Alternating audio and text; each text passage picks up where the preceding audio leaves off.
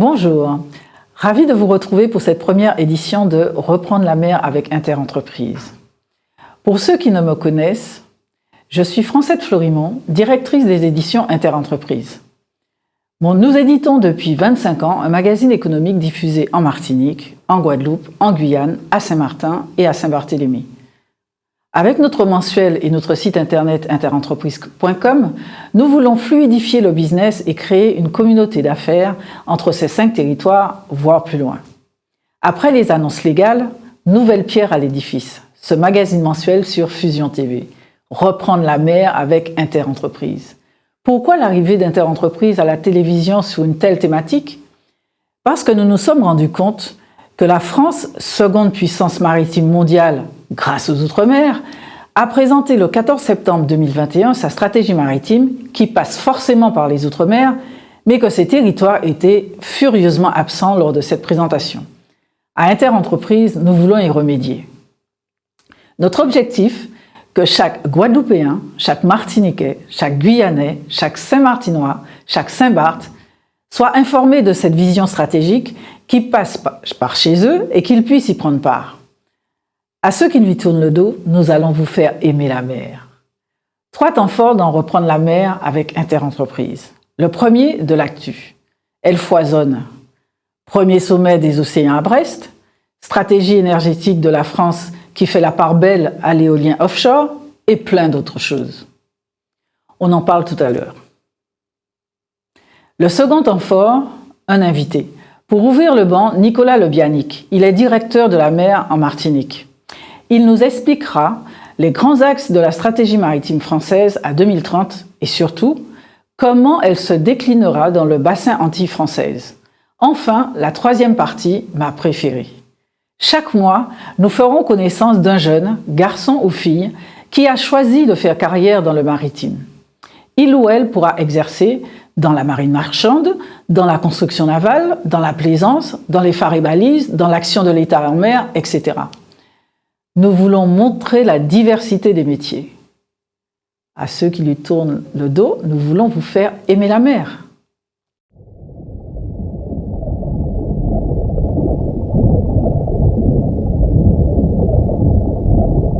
Tout d'abord, l'actu.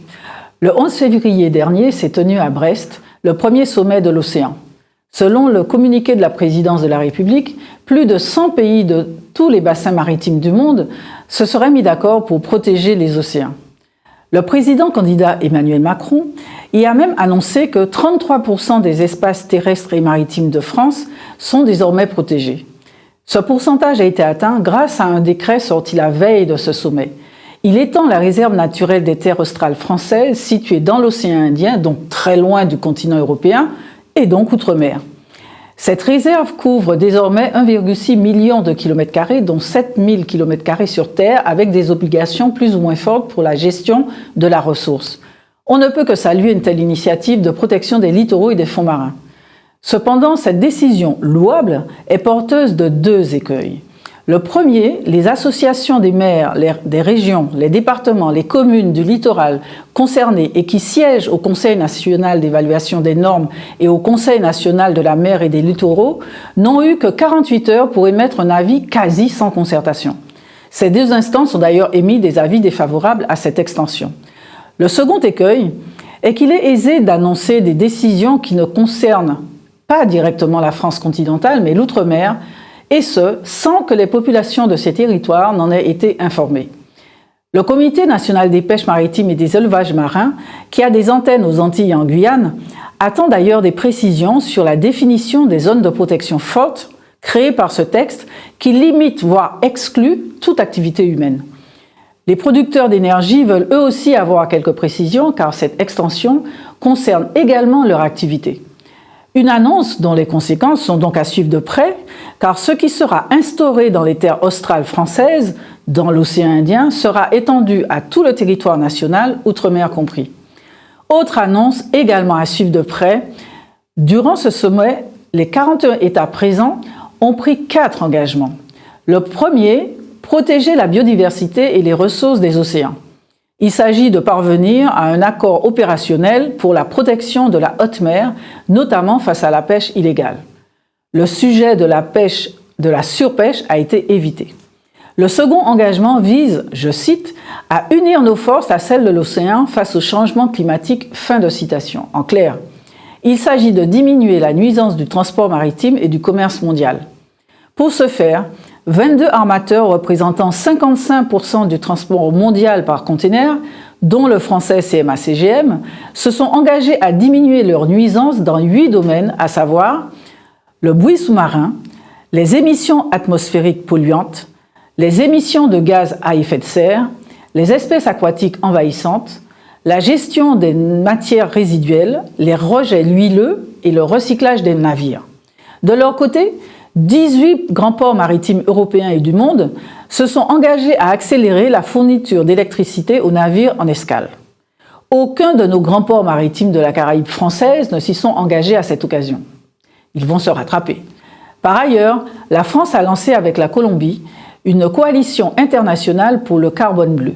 L'objectif est de contribuer au financement de la restauration des écosystèmes côtiers autour de méthodologies communes.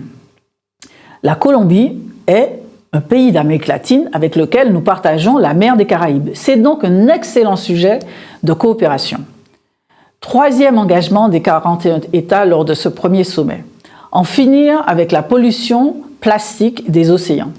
Nous détaillerons les actions envisagées lors de notre prochain Reprendre la mer avec Interentreprises. Enfin, dernier engagement, installer l'océan au cœur de l'agenda politique international. Le prochain rendez-vous sera en juin, à Lisbonne, au Portugal, la conférence des Nations Unies sur l'océan. Il y en aura plein d'autres. Nous vous tiendrons informés au fur et à mesure. Notre dernière actualité concerne encore une annonce du président de la République candidat. Cette fois faite le 10 février dans le cadre de la présentation de la politique énergétique de la France à 2050. Le président a annoncé vouloir doubler les puissances des énergies renouvelables d'ici à 2050. Pour ce faire, il table sur la simplification réglementaire pour accélérer la sortie des projets à partir du moment où ils sont acceptés localement. Il table aussi sur le développement de l'éolien sur terre et en mer. Pour l'éolien terrestre, les implantations avancent peu à cause des réticences des populations, notamment face aux impacts sur les paysages et sur le patrimoine, sur la biodiversité ou encore sur les radars, etc. Les services de l'État qui avaient un peu négligé ces sujets devraient les reprendre en main. En ce qui concerne l'éolien en mer, le président vise une capacité installée de 40 gigawatts d'ici à 2050, ce qui correspond à une cinquantaine de parcs en activité en 30 ans. Les zones concernées doivent faire l'objet de planification avec les élus et les acteurs du secteur. L'outre-mer, et singulièrement les Antilles françaises, sont concernés par l'éolien en mer. La FTPE, la Fédération des très petites entreprises de Guadeloupe, porte depuis 2016 le projet d'un parc éolien offshore dans la zone économique exclusive de la Guadeloupe. Ce projet a été primé en 2021 par l'Institut français de la mer, un organisme de référence dans le monde maritime. Lors d'une prochaine édition de Reprendre la mer avec Interentreprises, nous inviterons Alan Nagam, président de la FTPE Guadeloupe, pour qu'il nous explique sa vision. Et maintenant, notre invité.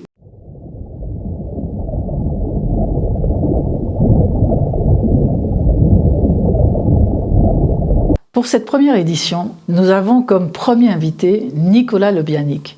Bonjour Monsieur Lebianic. Bonjour Madame Florimond. Comment allez-vous? Très bien, merci. Donc tout d'abord, avant de parler de notre sujet du jour, à savoir la stratégie maritime de la France à 2030, quelle est la fonction d'un directeur de la mer? On veut mieux vous connaître. Un directeur de la mer a vocation à s'occuper de tous les sujets maritimes pour le compte du préfet, puisque le préfet effectivement est notre référent, notre supérieur dans l'organisation des services déconcentrés. Donc on travaille pour lui sur tous les sujets maritimes dans toute leur variété. Donc ça va de la pêche à l'accompagnement des filières, des autres filières économiques, aux enjeux portuaires, aux enjeux aujourd'hui de la sécurité sanitaire. On a des petits sujets, par exemple, liés à la pandémie, de contrôle, par exemple, des navires de plaisance. On a fixé un certain nombre de normes. Et donc, notre unité de police, avec les autres unités de police, travaille sur ces thématiques. Voilà, donc Et on est aussi bien sûr les interlocuteurs de premier niveau de tous les marins professionnels. Donc la maison des marins, en quelque sorte, c'est la direction de la mer, hein, pour tout ce qui a trait à leur carrière, aux exigences professionnelles, à la sécurité de leur navire. Et donc j'en oublie certainement, mais effectivement c'est une administration, on va dire, de synthèse pour le domaine maritime. Et est-ce qu'il existe un directeur de la mer en Guadeloupe, en Guyane, à Saint-Martin, à Saint-Barth? Comment se répartit dans la zone Antilles française cette fonction? Alors on a effectivement 3 directions de la mer, une en Guadeloupe, une en Martinique et en Guyane également, même si en Guyane le statut est un petit peu particulier, hein, puisqu'elle est rattachée en fait à une direction générale des transports, des infrastructures et de la mer, donc c'est une des unités de cette grande direction. La répartition entre la Guadeloupe et la Martinique est un peu particulière également, puisque la Martinique a dans son escarcelle tout le volet sécurité maritime, donc notamment le CROSS Antilles-Guyane qui gère le sauvetage maritime à l'échelle de la zone, et le centre de sécurité des navires qui assure en fait le contrôle de tous les navires français professionnels et de tous les navires étrangers qui font escale dans nos ports. Et donc le siège du centre de sécurité des navires est en Martinique, avec des antennes comme en Guadeloupe, mais également à Saint-Martin, pour assurer le contrôle au plus près du terrain. Et comment ça se passe justement pour Saint-Martin et Saint-Barthélemy? Parce que vous avez cité en direction de la mer Martinique, Guadeloupe, Guyane, mais et ces 2 territoires? Alors ces territoires, on a en fait un bureau en quelque sorte, hein, qui dépend de la direction de la mer de la Guadeloupe à Saint-Martin, hein, sur effectivement des tâches de proximité au bénéfice de Saint-Martin, mais l'organisation institutionnelle de Saint-Martin et de Saint-Barthélemy est quand même très particulière. Hein, ce ne sont pas des départements de plein exercice comme la Guadeloupe et la Martinique, mais on a quand même effectivement une petite équipe à Saint-Martin. Encore une petite question d'organisation. Donc, il y a maintenant un ministère de la mer. Donc, de quelle administration centrale dépend un directeur de la mer? Et aujourd'hui, plus largement, comment est organisée toutes les actions qui concernent le maritime en France? Comme je disais, le lien premier, c'est quand même le lien avec le préfet. Hein, dans l'action sur les territoires, l'action des services déconcentrés, notre premier interlocuteur est le préfet. Ensuite, il y a une organisation au niveau central, effectivement, qui évolue avec la création donc, du ministère de la mer, hein, qui remonte à un peu plus de bientôt 2 ans. Et donc, on a effectivement une direction référente, mais cette direction n'impulse pas, on va dire, l'action au niveau local. Elle définit des grandes politiques publiques. Hein, et donc, avec la mise en place du ministère de la mer, a été créée une direction générale, donc, qui s'appelle la Direction générale des affaires maritimes, de la pêche et de l'aquaculture, qui regroupe en fait les grandes thématiques, hein, qui sont les nôtres, c'est-à-dire, comme je disais, à la fois la partie gestion administrative des marins et des navires, tous les enjeux liés à la sécurité maritime, et également à l'aménagement du littoral et les enjeux de suivi des filières de la pêche maritime et de l'aquaculture. Donc une grande direction générale qui impulse des politiques et s'assure que les moyens pour mettre en œuvre ces politiques sur le territoire sont bien réunis, avec bien sûr une montée en puissance qui est liée à ce ministère de la mer, donc avec des opportunités notamment de financement par exemple qui se dégagent et qui sont un peu nouvelles.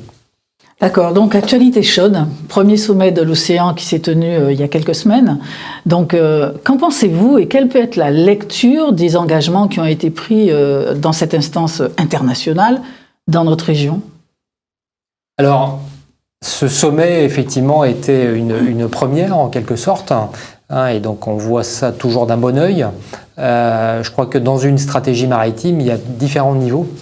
Il y a le niveau international, et donc là on était bien dans cet exercice. Et ensuite, il y a le niveau national, et entre les deux probablement un niveau européen, et le niveau local. Donc effectivement, l'idée c'est bien de décliner une démarche globale. Alors c'est vrai que la partie internationale est nécessaire parce que les océans ont la particularité quelque part de n'appartenir à personne. Donc c'est un bien commun sur lequel on développe un certain nombre d'activités humaines et économiques, mais c'est aussi un bien commun et un enjeu fort sur l'environnement. Donc on voit dans les engagements de ce sommet des océans une forte dimension internationale, qui est nécessaire, parce que qui contrôle un espace partagé, c'est pas des questions simples à résoudre, et donc effectivement ça a permis quand même de s'engager sur un certain nombre de choses. Moi j'ai notamment retenu l'idée d'un traité sur les océans, un traité qui je dirais quasiment 40 ans après le grand traité qui est la Convention de Montego Bay de 1982, remettrait sans doute un certain nombre au goût du jour un certain nombre de sujets. Et donc voilà, je crois qu'on était vraiment dans cette idée, comment est-ce que entre les États on partage cette responsabilité des océans. Ça c'est vraiment important avec tous les enjeux que l'on connaît de pollution, de pêche illicite en haute mer, de trafic également. Et donc c'est vraiment l'idée qu'on s'approprie un certain nombre d'orientations partagées entre les États. Ça c'est un point important. En tout cas on y reviendra parce que déjà ce sommet en lui-même nécessiterait une émission de Reprendre la mer avec Interentreprises. On arrive à notre actualité du jour, enfin la raison pour laquelle j'ai souhaité que vous rencontriez aujourd'hui, c'est la stratégie maritime de la France en 2030, donc le 14 septembre 2021. Le président de la République, Emmanuel Macron, a présenté ce qu'il souhaite, en tout cas sa vision. Qu'est-ce qu'il en est? Quels sont les grands axes que vous retenez de cette présentation qui se veut volontariste et de conquête? Alors, je crois que c'est effectivement une continuité. Cet engagement, ça nous donne une échelle de temps relativement courte quand même, parce que 2030, c'est finalement assez proche. Ça permet de se donner des objectifs peut-être assez précis. Ce qu'on peut dire quand même, c'est que la stratégie nationale de la mer et du littoral, elle a émergé, c'est le cas de le dire, il y a un peu moins de 15 ans, en fait, au travers du Grenelle de la mer. Donc il y a eu plusieurs étapes. Il y a eu le Grenelle de la mer en 2017. Donc le Grenelle de la mer, c'était en 2009. En 2017, il y a eu l'élaboration de la stratégie nationale mer et littoral, et donc qui s'est concrétisée notamment au travers d'un décret de février 2017. Et le point de rendez-vous que nous donne le président de la République, c'est bien la continuité de cette stratégie nationale mer et littoral, qui elle-même s'alimente d'un certain nombre d'orientations européennes. Il y a une directive importante qui est la directive cadre sur la stratégie pour le milieu marin, qui fixe notamment un objectif de bonne qualité écologique des eaux. Et cette directive cadre, en fait, a largement orienté la politique nationale. Donc les grandes lignes de cette politique nationale, on la connaît, c'est protéger nos espaces de juridiction, puisque je disais que la mer était un bien commun, mais on a quand même une responsabilité particulière en France, puisque on a ce qu'on appelle les zones économiques exclusives, qui recouvrent à peu près 11 millions de kilomètres carrés. Donc on est le deuxième État en termes de surface maritime, avec des prérogatives particulières, des règles prioritaires d'accès à un certain nombre de ressources.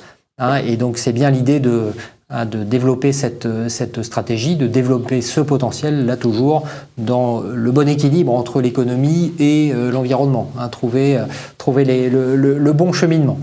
J'entends bien ce que vous dites, mais à l'écoute du président en septembre, il y avait véritablement une stratégie de conquête. C'est-à-dire que la France a été dans les années 60, 4e puissance maritime. Puis là, aujourd'hui, elle est 26e. Et il disait que c'était juste pas supportable.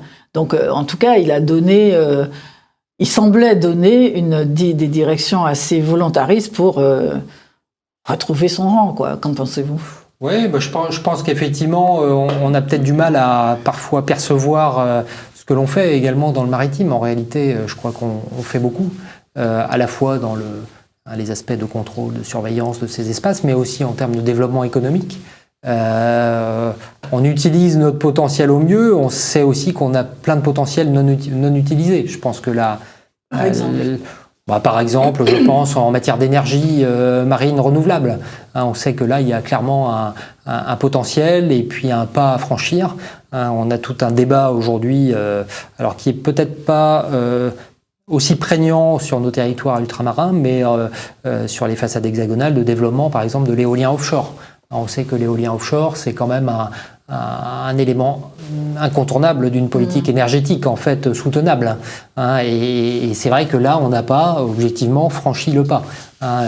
Donc c'est, je pense, l'idée d'aller vers ces sujets peut-être un peu nouveaux, dans une démarche, effectivement, de développement durable, soutenable. Donc la création du ministère de la mer qu'on évoquait tout à l'heure a aussi cette vocation de mieux incarner la volonté politique autour de la mer. Et ensuite, tout est une affaire, on va dire, de mise en œuvre et de déclinaison au plus près du terrain. Et bien on arrive à la mise en œuvre, parce que ça, c'est les grandes stratégies, mais quelle est la lecture? Enfin, comment ça va se mettre en place dans Outre-mer et singulièrement dans le bassin antillais?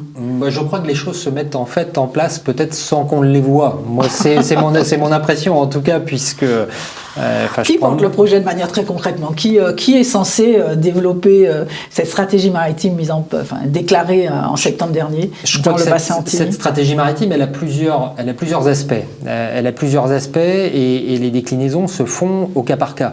Avec les moyens dont on dispose. Je prends un exemple, on a le plan de relance du gouvernement qui finalement est aussi la continuité des engagements du président de la République. Le plan de relance, il a une déclinaison très concrète ici en Martinique, puisque sur donc, le volet maritime du plan de relance, on avait 3 axes principaux. Le premier axe, c'était l'axe portuaire.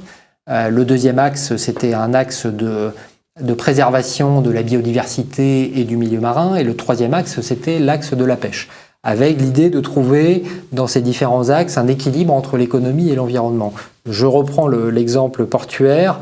On a financé au travers du plan de relance avec la collectivité territoriale pour quasiment 20 millions d'euros pour ce qu'on appelle le verdissement du port. Donc le financement sur notamment le site de la Pointe des Grives, d'énergie nouvelle, notamment mise en place de panneaux photovoltaïques, mise en place d'électricité à quai de manière à ce que les navires, quand ils viennent, entre guillemets, coupent leur alimentation carbonée pour passer sur une alimentation électrique. Donc là, c'est 20 millions d'euros qui sont sur la table. Sur la question de la pêche, on a souhaité soutenir la collectivité territoriale pour porter un projet de prototype de nouveau navire de pêche. Un navire plus écologique, puisqu'aujourd'hui on a un modèle de pêche qui est quand même assez consommateur en carburant. Les marins partent sur le lieu de pêche avec un navire motorisé, reviennent quasiment dans la journée, donc avec des allers-retours qui sont très coûteux en fait, à la fois sur le plan financier, mais également en consommation énergétique. Et donc ce prototype de navire, le but c'est que le navire puisse rester 3-4 jours en mer avec un système d'autonomie et être moins consommateur pour être plus efficace sur le lieu de pêche. Et troisième axe, c'est effectivement la préservation du milieu marin. Avec le parc marin et l'Office français de la biodiversité, on finance au travers du plan de relance une démarche d'enlèvement d'épaves, puisqu'on a beaucoup d'épaves en fait sur le littoral. Et donc là, l'État a mis une première dotation de 400 000 euros pour enlever des épaves, et l'Office français de la biodiversité va en faire à peu près de même. Donc tout ça ne se voit peut-être pas, mais c'est quand même une manière d'incarner et de réaliser en quelque sorte une stratégie maritime. Ce sont les actions du plan de relance. Donc on sait bien que le France Relance, c'est 2 ans, donc un boost sur une activité. Mais il me semble qu'il y a un document stratégique de bassin qui a été signé en juin dernier et qui pose un peu ce que devrait être cette stratégie maritime à 2030 ou voire un peu plus loin.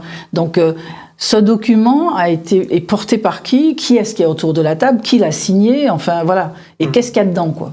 Alors, ce document, effectivement, il a été validé en avril de l'année dernière, au terme d'un processus de concertation qui a été quand même assez long, puisque les premières réunions qui ont permis l'aboutissement sur ce document ont été lancées en 2016. Pourquoi ça a pris tant de temps? Parce qu'on met en place une nouvelle gouvernance aussi du milieu marin. Ce document... Donc c'était des gens qui se parlaient peu et que vous êtes arrivés à mettre autour de la table. Oui, je pense qu'il y a une partie de ça, sachant que l'échelle en fait de ce document, ça n'est pas que la Martinique, c'est la Martinique, la Guadeloupe, Saint-Martin et Saint-Barthélemy. Donc chacun souvent voit midi à sa porte et ne va pas voir les choses à l'échelle du bassin. Or, on sait qu'on a des sujets qui sont tout à fait communs. C'était l'occasion de justement créer ce bassin. Donc, le faire émerger. C'est une manière en tout cas de l'incarner. Là, c'est une manière de l'incarner puisque les gens se sont mis autour de la table. On a donc sous la houlette des deux préfets de la Guadeloupe et de la Martinique, qui sont les préfets coordonnateurs pour l'élaboration de ce document. Mais on a 80 membres dans ce Conseil maritime qui a créé ce document stratégique de bassin. Donc bien sûr les collectivités locales, avec l'idée de partager la gouvernance de la mer avec les collectivités locales, alors que souvent la mer a été vue comme étant la chasse gardée ou l'apanage de l'État seulement. Et donc les collectivités locales, les associations de protection de l'environnement et du milieu marin, les organisations syndicales de salariés, enfin on a eu quand même une combinaison et puis une association assez large pour aboutir. Et donc c'est vrai que ça nécessite des points d'équilibre dans la discussion et tout ça prend donc, du temps. En juin, vous avez pu signer le document 2021. Oui. Est-ce que ça prend? Est-ce que vous sentez que depuis, l'émulation qui a permis d'arriver à ce document commun perdure et qu'il commence à être habité? Donc quels sont... Alors c'est très objectivement une partie importante de la question, parce que la dynamique, on l'a eu vraiment dans l'élaboration du document stratégique de bassin, donc avec des attentes qui ont été exprimées. Par contre, effectivement, ensuite, on passe dans la phase de mise en œuvre. Donc l'objectif, c'est bien un document stratégique. Alors qui est intéressant parce que il a une valeur prescriptive, c'est-à-dire lorsque je prends par exemple l'exemple du parc marin. Lorsque le parc marin de la Martinique va faire son plan de gestion, ce plan de gestion doit être conforme aux orientations du document stratégique de bassin. Donc il oriente quand même l'avenir dans une approche stratégique. Sauf que effectivement les acteurs souvent attendent autre chose de ces documents stratégiques. Et souvent quand il y a un document stratégique, il y a des maquettes financières notamment qui sont associées. Donc elles ne sont pas encore arrivées, les maquettes financières. Elles ne sont pas arrivées, je ne dirais pas tout à fait ça. Je dirais plutôt que on essaye, parce qu'il n'y a pas de maquette financière en fait liée à ce document. En revanche, c'est normal. Oui, c'est normal. Enfin, disons que c'était pas prévu dans l'élaboration. Il n'était pas prévu qu'il y ait de maquette financière. En revanche, c'est vrai que lorsqu'on est à la charnière et au stade d'élaboration des grands documents de programmation des fonds européens, notamment, je pense au FEDER, je pense au Fonds européen pour les affaires maritimes et la pêche et l'aquaculture. Donc il y a un fonds européen dédié en fait pour la pêche et l'aquaculture et les affaires maritimes. Et donc c'est l'idée aussi que ce document s'appuie sur des mécanismes de financement déjà existants. Le plan de relance, je l'ai pris comme exemple. Donc c'est, on va dire, des opportunités pour faire valoir un certain nombre de projets. Alors maintenant, donc ce document est signé. Et quelles sont les étapes suivantes? Qu'est-ce qui va se passer maintenant? Alors, les étapes suivantes, en fait, lorsqu'on s'est vu et donc lorsque le document a été validé, on a décidé de travailler sur l'année donc en cours sur 5 thématiques qui nous paraissaient importantes pour le bassin. La première thématique, c'était la thématique de la reprise des activités, notamment de l'économie bleue, dans le contexte de la pandémie. Donc avec des sujets que l'on connaît, mais c'est vrai qu'on a eu pas mal d'activités à l'arrêt. Je pense notamment à l'activité de la plaisance professionnelle ici, qui travaille beaucoup à l'international. Les excursions vers les Grenadines avec les problématiques évidemment de vaccination, d'exigence pour l'entrée dans les eaux des voisins, etc. Tout ça est quand même un sujet assez complexe. Et un gros sujet également qui est le sujet de la reprise de la croisière, par exemple. Donc c'était l'idée de dire comment est-ce que on relance, on va dire, ces activités. Et donc c'est vrai que... Premier sujet. Ça, c'est un premier sujet. Un deuxième sujet, qui est un sujet là aussi d'actualité, c'est le sujet des sargasses, puisqu'on sait que la lutte contre le phénomène de prolifération des sargasses intéresse tout autant la Guadeloupe que la Martinique. Donc, est-ce qu'on a une échelle régionale pour travailler sur un certain nombre de sujets, pour être également dans le retour d'expérience, profiter de... on va dire peut-être d'un certain nombre de techniques ou de solutions qu'ont pu trouver nos voisins. Donc l'idée, c'est bien de travailler également sur ce sujet. Troisième sujet, on avait un sujet sur la crise notamment de la pêche, puisqu'on sait qu'on a un secteur de la pêche qui est quand même clairement en déclin, qui a des problèmes économiques, qui est impacté par le phénomène de la chlordécone. Et donc autour de ce sujet, comment est-ce qu'on travaille, ce sujet étant là aussi de même nature entre la Guadeloupe et la Martinique. Il n'y a pas de différence. Hein, et donc, quelle solution on essaye de porter. Un avant-dernier sujet, qui était le sujet de la biodiversité marine. Ah, là, c'est un sujet au long cours sur lequel on a également des enjeux partagés pour essayer d'agir au mieux en la matière. Et le dernier, qui est un sujet là aussi un peu permanent, qui est le sujet de la coopération régionale. Donc, comment est-ce qu'on fait valoir auprès de nos partenaires de la région Caraïbes un certain nombre d'outils dont on dispose dans le secteur maritime, au travers de grands sujets comme la lutte contre les trafics, l'organisation du sauvetage en mer, et j'en oublie la lutte contre les pollutions et contre les crises maritimes, puisque on n'est pas à l'abri en fait non plus d'un certain nombre de crises.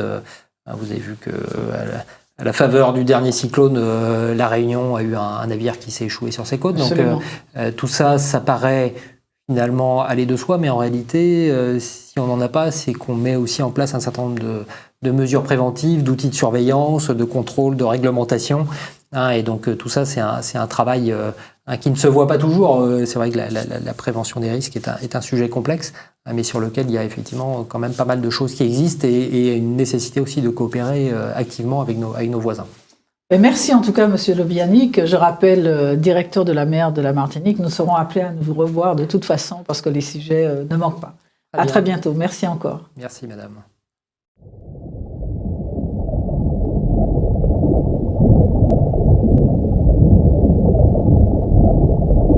Et pour finir, comme je vous l'annonçais, chaque mois, nous ferons connaissance d'une jeune femme ou d'un jeune homme qui a choisi de faire carrière dans la marine. Nous commençons avec la Marine nationale et l'action de l'État en mer.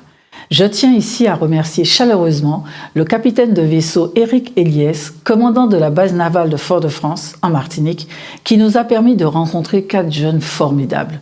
Nous ouvrons la saison avec Christopher, matelot première classe, manœuvrier à la base navale de Fort-de-France.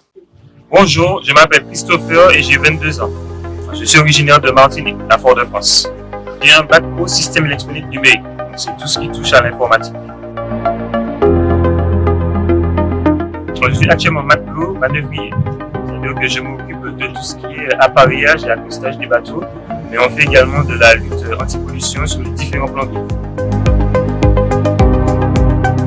La lutte anti-pollution consiste en fait à traiter toutes les pollutions qu'il pourrait y avoir sur les différents plans d'eau de type essence ou gasoil. Donc on a différents systèmes de barrages qu'on peut mettre en place ou des équipements pour traiter les pollutions au sein de l'eau. Ma fonction, ce qui me plaît, c'est la diversité. On peut être amené à faire tout type de mouvement, du transport de personnel, de marchandises, on peut être appelé pour un appareillage, pour un accostage de bateau. Pour arriver loin, atteindre ses objectifs. Pour avancer, on a pas le choix de persévérer, travail dur. Tout se passe pour le bien. Je viens tout juste d'arriver, j'ai pas encore une connaissance, mais je suis actuellement formé pour ça. J'ai l'envie d'apprendre. C'est génial. J'ai toujours été intéressé par le cœur de l'armée. J'ai suivi beaucoup de documentaires, de reportages qui parlaient de l'armée en général. Et comme ils font beaucoup de visites de présentation dans les lycées et les différents établissements, je m'y suis intéressé et j'ai posé ma candidature l'année dernière, en novembre 2021. J'ai fait une formation initiale d'équipage. En fait, ce sont des formations qui sont proposées aux jeunes, en fait, qui permettent de découvrir la marine, à travers laquelle on est formé sur la vie militaire en général et formé sur le futur métier qu'on va exercer. Alors moi, j'ai pour vocation de travailler dans l'informatique, parce que c'est mon domaine de toujours. Donc j'ai pour objectif d'intégrer l'école des sciences, qui est une école militaire. Je serai formé à la formation informatique. Si j'avais des conseils à donner aux jeunes, s'ils ont envie d'aventure, c'est de voyager et qu'ils n'ont pas peur d'apprendre, de la marine au centre de l'Université.